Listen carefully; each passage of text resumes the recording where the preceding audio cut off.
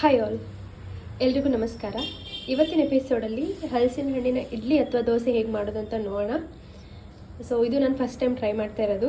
ನನಗೂ ಗೊತ್ತಿಲ್ಲ ಹೇಗೆ ಇದು ಮಾಡೋದು ಅಂತ. ಸೊ ಅಮ್ಮ ಹೇಳಿದ್ದಾರೆ ಹೇಗೆ ಮಾಡೋದು ಅಂತ. ಸೊ ಅದ್ರ ಮೇಲೆ ನೋಡಿಕೊಂಡು ಮಾಡೋಣ ಅಂದ್ಕೊಂಡಿದ್ದೀನಿ. ಸೊ ಇದನ್ನು ನಾನು ತೊಳೆದಿಟ್ಕೊಂಡಿದ್ದೀನಿ. ಸೊ ಆಮೇಲೆ ಅಕ್ಕಿನ ನೆನೆಸಿಟ್ಕೊಂಡಿದ್ದೀನಿ. ಒಂದು 2 ಅವರ್ ನೆನೆಸಿಟ್ಕೊಂಡ್ರೆ ಸಾಕು, ಬಟ್ ನಾನು ಒಂದು 4 ಅವರ್ ನೆನೆಸಿಟ್ಕೊಂಡಿದ್ದೀನಿ. ಸೊ ನೆಕ್ಸ್ಟು ಏನು ಮಾಡಬೇಕು ಅಂದರೆ, ಮಿಕ್ಸರ್ಗೆ ಫಸ್ಟು ಅಕ್ಕಿನ ಹಾಕಿ ರುಬ್ಬಿ, ಅದು ಒಂದು 50-60% ರುಬ್ಬಿ ಆದಮೇಲೆ ಹಲಸಿನ ಹಣ್ಣಿನ ಇದನ್ನು ರುಬ್ಬೋಣ. ಸೊ ನೋಡೋಣ ಹೇಗೆ ಬರುತ್ತೆ ಅಂತ. ಇಲ್ಲಿ ನೋಡ್ಬೋದು ನೀವು, ನಾನು ರುಬ್ಕೊಂಡಿದ್ದೀನಿ. ಆಮೇಲೆ ಇನ್ನೊಂದು, ನಾನು 2 ಗ್ಲಾಸ್ ಅಕ್ಕಿನ ತೊಗೊಂಡಿದ್ದೀನಿ ಇದರಲ್ಲಿ.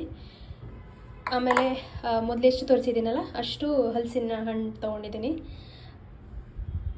ಇದರಲ್ಲಿ ಅಕ್ಕಿ ರುಬ್ಬಾಗ ಸ್ವಲ್ಪ ನೀರು ಹಾಕಬೇಕು. ಅದಾದಮೇಲೆ ಮಧ್ಯದಲ್ಲಿ ಹಲಸಿನ ಹಣ್ಣು ನಾವು ಏನು ಹಾಕ್ತೀವಿ ಆವಾಗ ನೀರು ಹಾಕೋ ಹಾಗಿಲ್ಲ.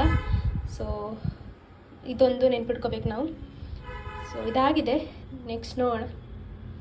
ಓಕೆ, ಇವಾಗ ನಾನು ಇಡ್ಲಿ ಕುಕ್ಕರಲ್ಲಿ ಹಾಕಿದ್ದೀನಿ.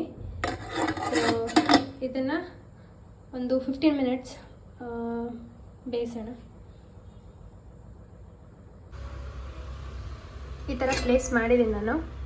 ಸೊ ಫಸ್ಟ್ ಒನ್ನಲ್ಲಿ 3 ಇಟ್ಟಿದ್ದೀನಿ, ಆಮೇಲೆ ನೆಕ್ಸ್ಟ್ ಒನ್ನಲ್ಲಿ 4. ಸ್ವಲ್ಪ ತೆಗ್ದಿದ್ದೀನಿ, ಅದು ಮತ್ತೆ ಇನ್ನು ದಪ್ಪ ಆಗುತ್ತೆ ಅಂತ. ಸೊ ನೋಡೋಣ. 15 ಮಿನಿಟ್ಸ್ ಆದಮೇಲೆ ಬೆಂದಿರೋ ಥರ ಫೀಲ್ ಆಗ್ತಾ ಉಂಟು. 15 ಮಿನಿಟ್ಸ್ ಆಗಿದೆ. ಸೊ ಒಳಗಡೆ ಹೋಗ್ತಾ ಇದೆ, ಮೋಸ್ಟ್ಲಿ ಬೆಂದಿದೆ ಅನಿಸುತ್ತೆ. ತೆಗಿಬಹುದು, ತೆಗೆದು ನೋಡೋಣ.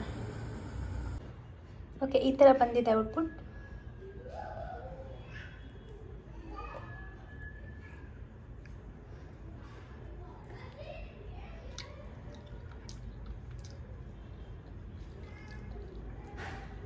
ಪರವಾಗಿಲ್ಲ, ಚೆನ್ನಾಗೇ ಇದೆ. ಬಟ್ ಇನ್ನೂ ಸ್ವೀಟ್ ಬೇಕಂದರೆ ಬೆಲ್ಲ ಹಾಕೋಬೇಕು. ಸೊ ಚಟ್ನಿ ಸ್ವಲ್ಪ ಖಾರವಾಗಿದೆ. ನಿನ್ನೆ ಸೇಮ್ ಬ್ಯಾಟರ್ ಏನಿದೆ ಅದು ತೊಗೊಂಡಿದ್ದೀನಿ. ಅದಕ್ಕೆ ಸ್ವಲ್ಪ ನೀರು ಮತ್ತು ಉಪ್ಪು ಮಿಕ್ಸ್ ಮಾಡ್ಕೊಂಡಿದ್ದೀನಿ, ಒಂದು ಸ್ವಲ್ಪ ಉಪ್ಪು. ಸೊ ನೋಡೋಣ ದೋಸೆ ಬರುತ್ತಾ ಇಲ್ವಾ ಅಂತ. ಹೀಗೆ ಬಂದಿದೆ, ಪರವಾಗಿಲ್ಲ. ತಿಂದ್ಬಿಟ್ಟು ನೋಡೋಣ. ಸ್ವಲ್ಪ ತುಪ್ಪ ಹಾಕಿದ್ದೆ, ಆಮೇಲೆ ತೆಗಿಲಿಕ್ಕೆ ತುಂಬ ಕಷ್ಟ ಆಯಿತು. ಹೇಗೋ ಕಷ್ಟಪಟ್ಟು ಆ ಕಡೆ ಹಾಕಿದ್ದೀನಿ.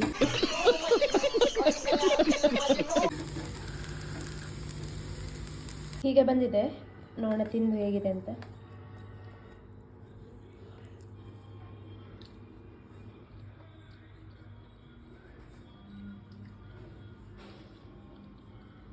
ಚೆನ್ನಾಗೇ ಇದೆ, ಬಟ್ ತೆಗಿಯೋದು ಭಾರಿ ಕಷ್ಟ ಇದೆ. ಬ್ಯಾಟರ್ ಪ್ರಾಬ್ಲಮಾ ಏನು ಪ್ರಾಬ್ಲಮ್ ಅಂತ ಗೊತ್ತಾಗ್ತಿಲ್ಲ.